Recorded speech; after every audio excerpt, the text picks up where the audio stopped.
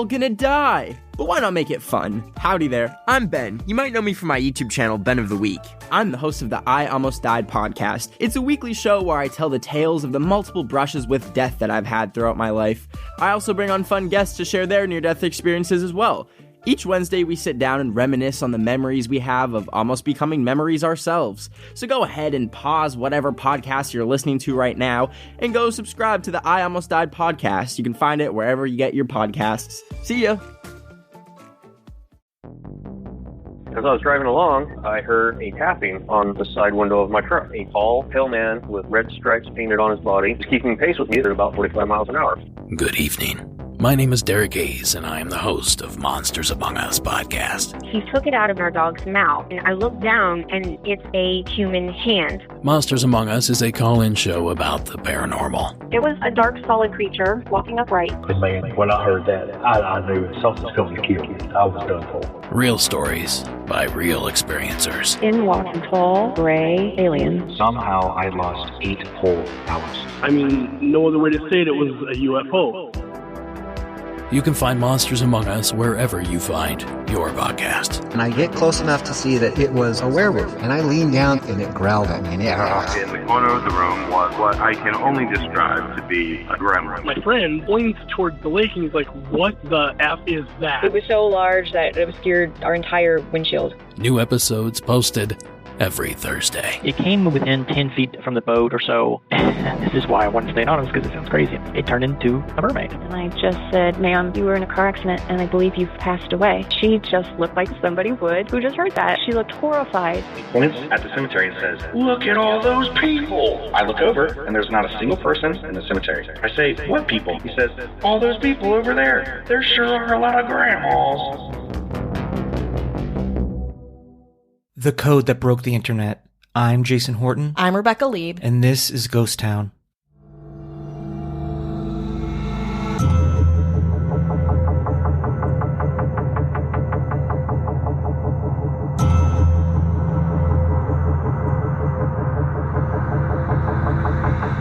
Very good. You have done well. There are 3 prime numbers associated with the original final .jpeg image. 3301 is one of them. You will have to find the other 2. Multiply all 3 of these numbers together and add a .com on the end to find the next step. Good luck. Goodbye. The internet is full of mysteries. Some are infuriating, some are sexy, some are cryptic, and some are annoyingly obvious.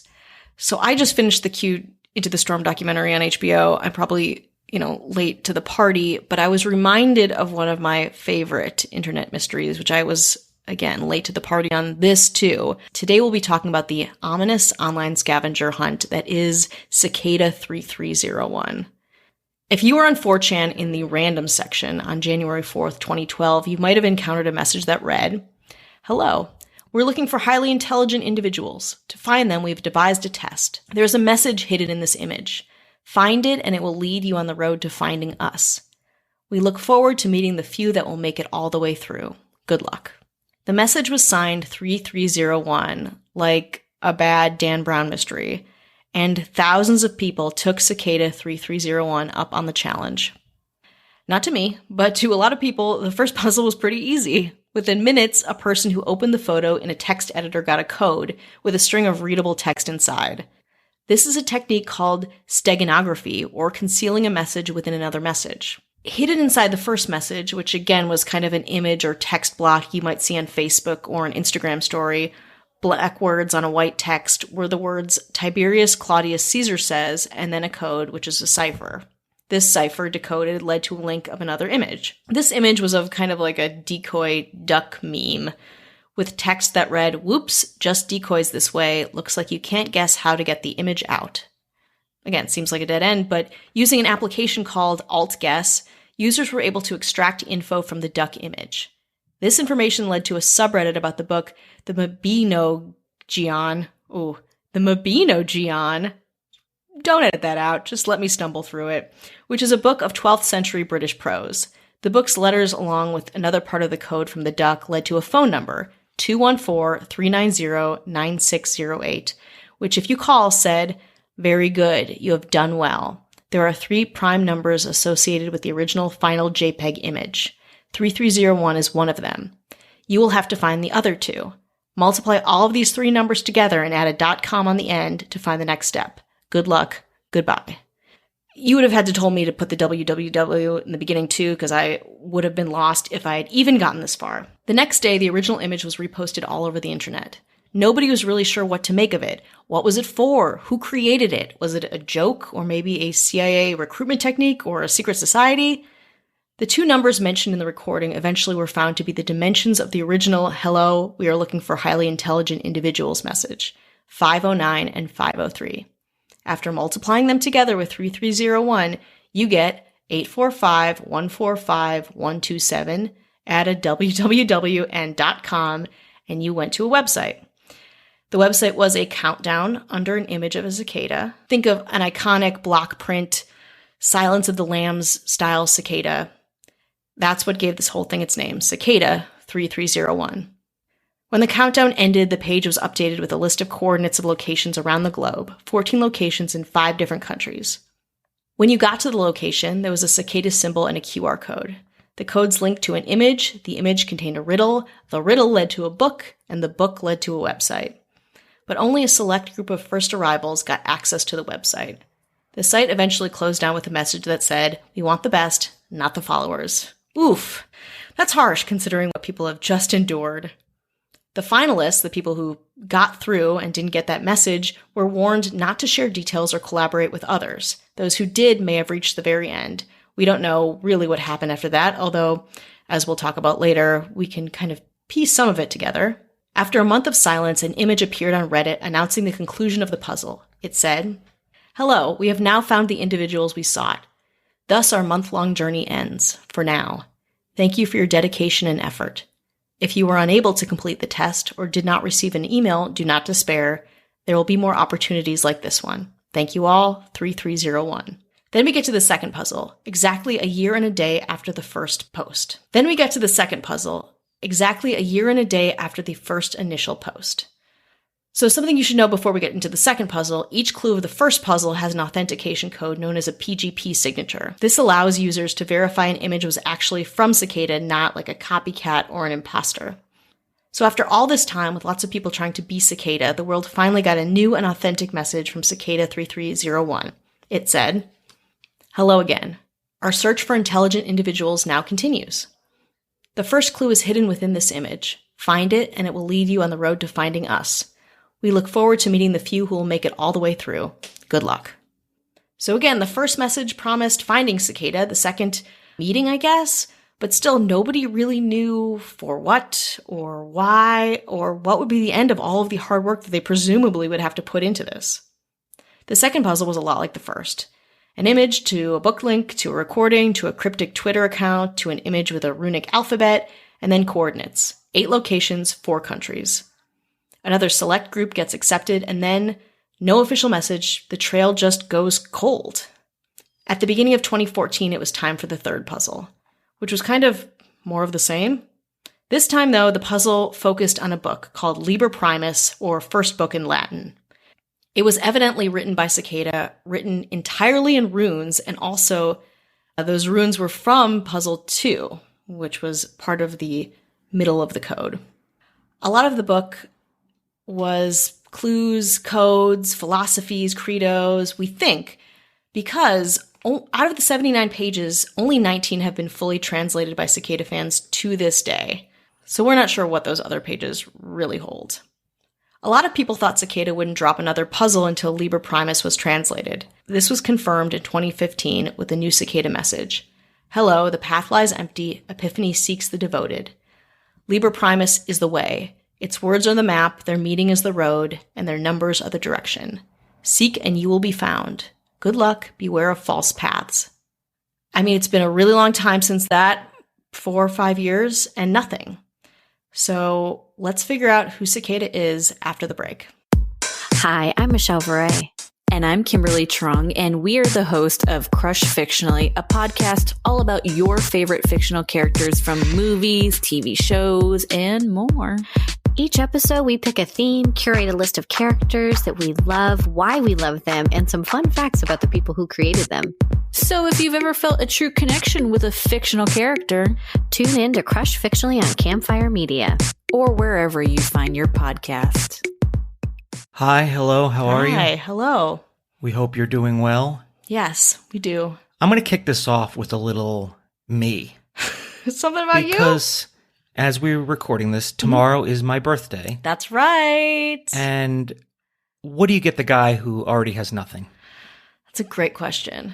But if you're thinking, what can we get you, Jason? What can we get you? I'm going to make it very easy for you. Put down your checkbooks, put down your traveler's checks and your Diners Club card. You won't need it. I'm going to give you a code. You just go to www.youtube.com/Jason Horton and subscribe to my YouTube channel. And if you've already done that, or if you want to do a little more, hit a thumbs up on some of the videos, watch some, leave a comment. That would make me, and I know I say this probably every week and it's very, very annoying, but I'm making a big ask if you want to do that because it helps the podcast too, because then more people, because I constantly use these videos as little commercials for the podcast. So if you want to do something for my birthday, do that. Rebecca, I already know you subscribe, so just get me that base model Tesla and we'll be good. Base model?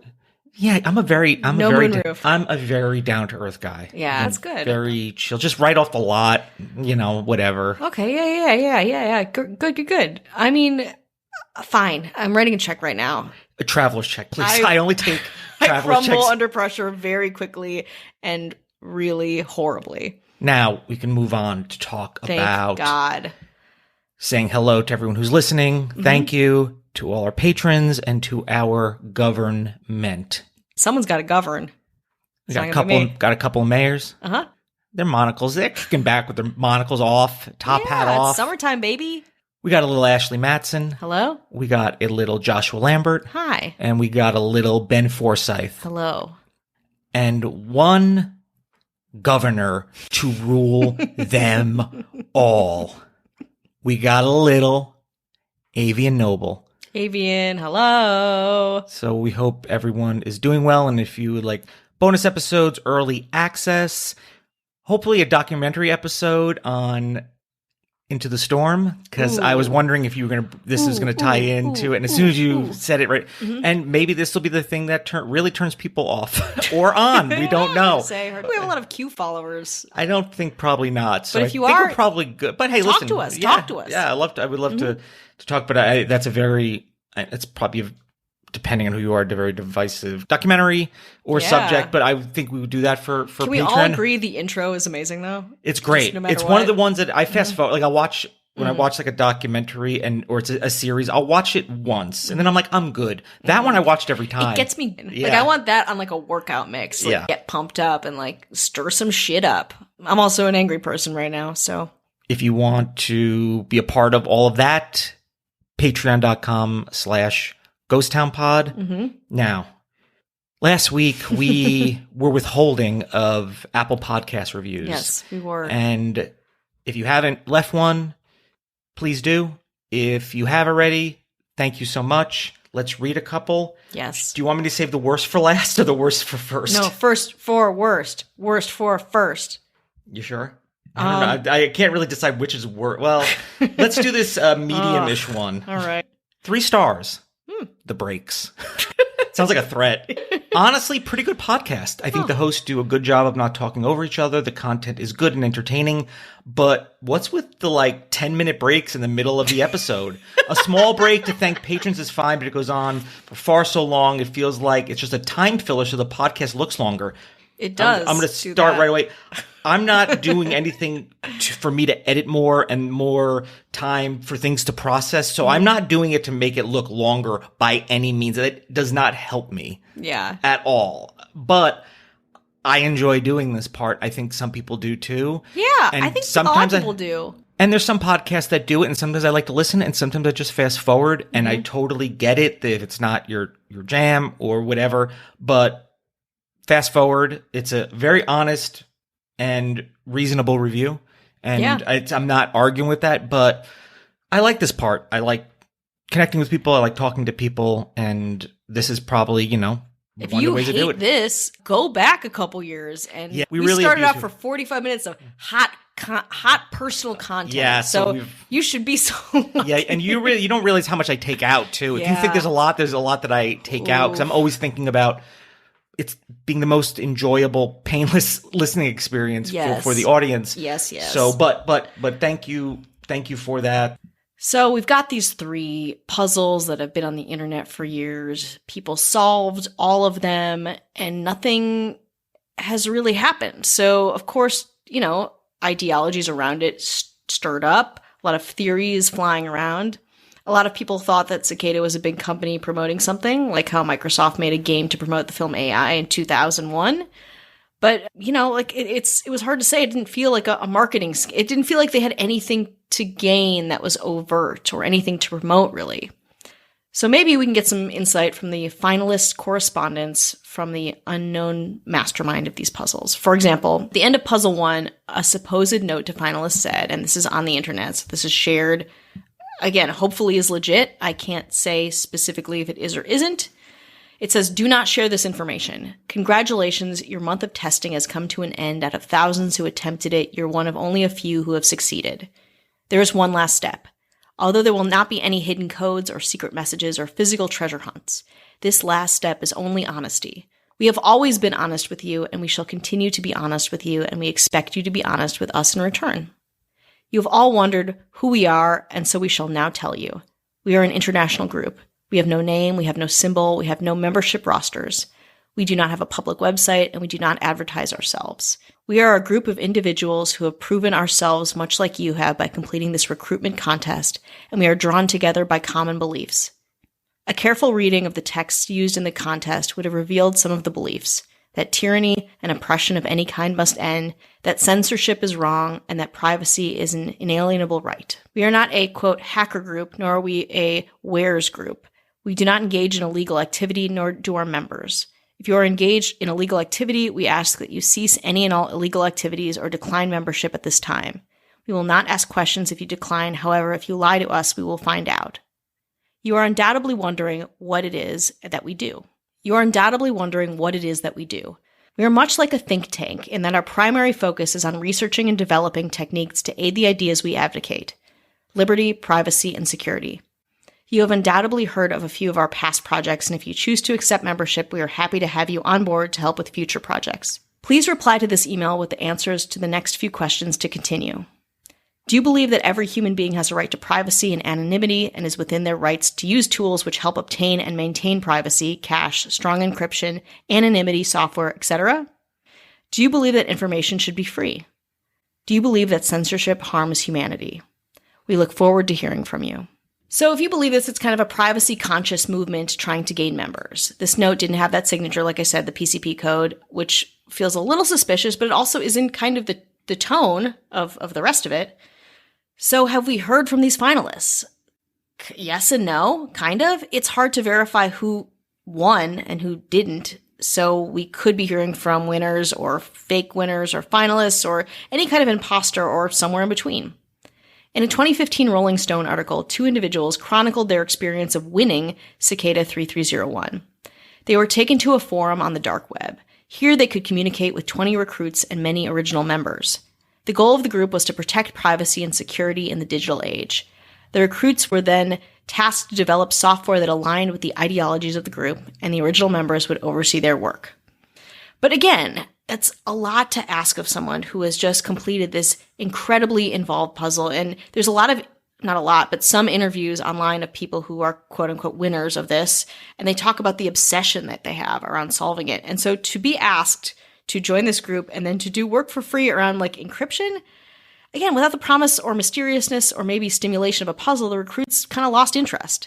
All but one left, and months later, the site was gone, according to a winner of the first puzzle, 15-year-old Marcus Warner, and a second winner called Nox Populi, who didn't get a winning email but was told to be patient and then nothing. So he reached out to other Puzzle 2 winners and said all their stories were kind of the same. You know, they were asked to join 3301, they accepted, silence after a request for patience. While there were likely only around 20 winners for the first puzzle, Nox Populi estimates that there were about 500 winners for the second puzzle. So now we kind of know who Cicada 3301 is, and we know a little bit more too, because a musician who was featured in the QAnon documentary kind of outs himself as being part of the group.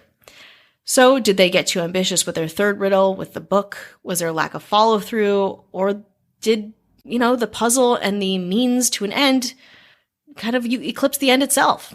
I don't know. It's kind of hard to say for me because I couldn't get past likely the first image. Definitely like the legacy of this is different than what I think they thought it would be. But I think they went about it poorly. And I think the experience of solving puzzles is incredible in and of itself, but don't promise something to somebody that you can't really deliver on. People go online, people talk about trying to solve it. It's like their whole life. So you need something at the end of it, or just say this is a puzzle, or don't say anything, because I think the promise of the initial messages for all of these riddles are like, you could be part of something great. You could be recruited. You can meet this powerful player in, the world of the internet. And I mean, I guess some of them did, but also like not at all.